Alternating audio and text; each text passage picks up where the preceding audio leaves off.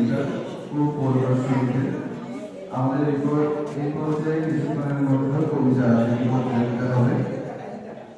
আমাদের বিচারক হিসেবে আছেন সাইফুল ইসলাম স্যার, বাংলা বিভাগে।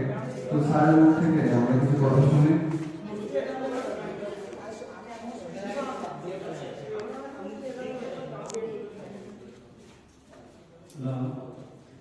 এখন তোমাদের বিশ্ব সাহিত্য কেন্দ্র থেকে সেখান থেকে কবিতা আবৃত্তি যে ইভেন্টটা আছে এখানে নাম আছে তার জন্য তোমরা প্রস্তুতি নাও, তোমরা সবাই ভালো আবৃত্তি করো আমি জানি। তারপর আজকে তোমাদের